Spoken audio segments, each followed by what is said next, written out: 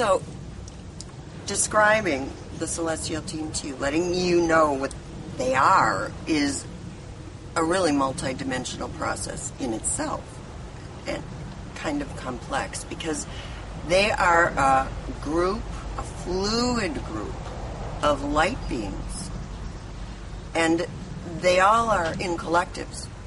And although there can be over thousands of members in each collective, and each member has integrity as a unique individual, they also are a part of the one whole that is their collective.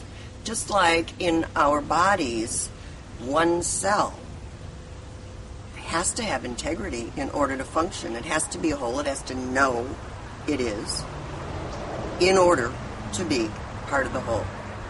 That's kind of like how they are. And then these collectives form into this group that they call the celestial team, and then braid together there as well, so that all of these collectives in this one group come together to reach you through one voice. It's kind of like the collective, it's like an orchestra. The collectives are like the instruments, the individuals are like the notes, and then what they play together is the symphony. And they play different symphonies depending on their message, and in the different symphonies, different members of the collectives, different collectives, come forward or step back smoothly to bring the frequencies most needed for the message. Sometimes there are solos, too, when a collective, in particular, is expert on the message, the content of the message. But it's beautiful, isn't it? And that is exactly what they are telling us we can do, too. And what we are, and what it's our time to awaken to as individual, beyond precious. Every one of us, every one of you. And yet, part of one magnificent collective that's all of us. Well, in this group, there are a lot of very powerful collectives in and of themselves. There are 12-dimensional architects, angelics, 9th-dimensional Pleiadians, a group of beings that just refer to themselves as frequency technicians, the Mary Collective, the Yeshua Collective, very powerful.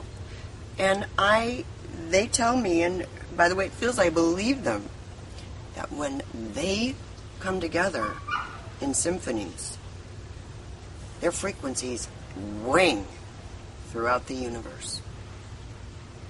Beings stop to listen. And it's all because of you. That's who it's for. One of the reasons we are so admired by the universe as well as loved is because of our mastery with energy.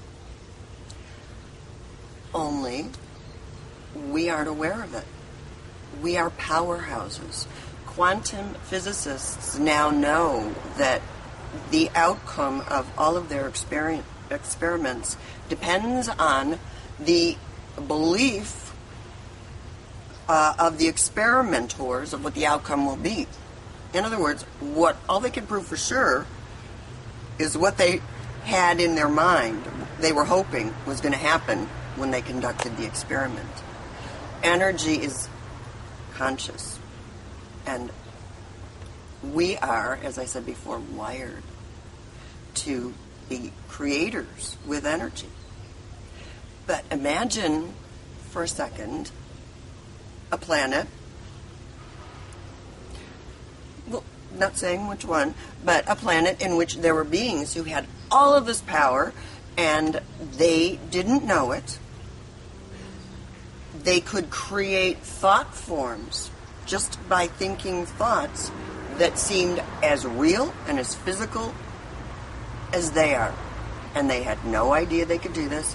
They thought that what they felt and believed and what went on in their brains was private. And no one knew, and it didn't affect anyone. And yet they were creating every moment. What we would have is power run amok, right?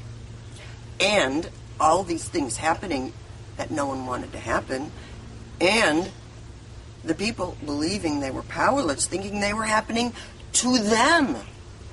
And so becoming more powerless feeling and more helpless and sending out even more thought waves and fear waves of dire possible outcomes. That has been our planet, as you may have guessed. And that is the state that we've been in. And the celestial team is here to remind us, activate our memories through their frequencies, because the frequencies in their messages, we're talking multi-dimensional here. They reach out to aspects of you that are elsewhere in the universe as well. And they reconnect you. They activate your memories. They awaken your sense of power, your knowing. Just like with me, when they told me how to heal myself, I knew I could do it. How did I know? I don't know. It was because of the frequencies. They activated my memories, right?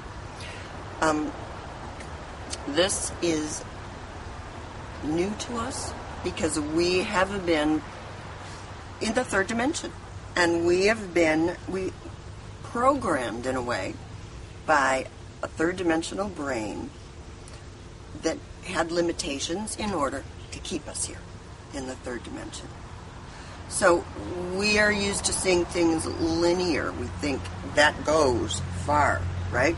A, B, C, D, that's the way. However, all one can ever get to from A is to Z. And once one gets to Z, one's back at A again. It's what the celestial team calls a treadmill. When we think we're going in a straight line, we stay going in circles in the third dimension.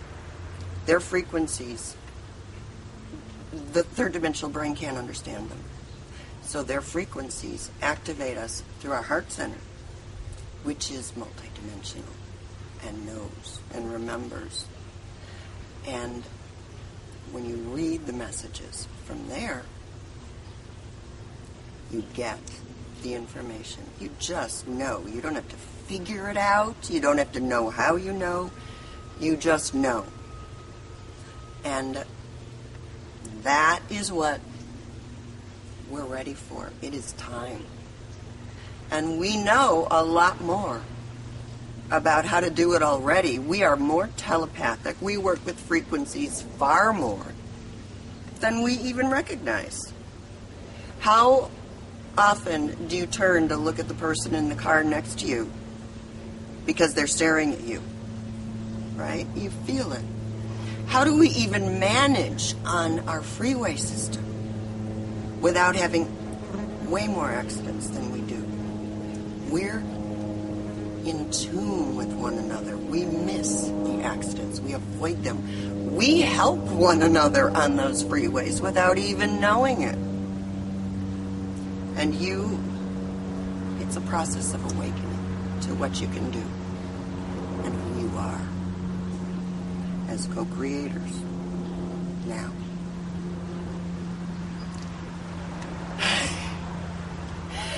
Here they come.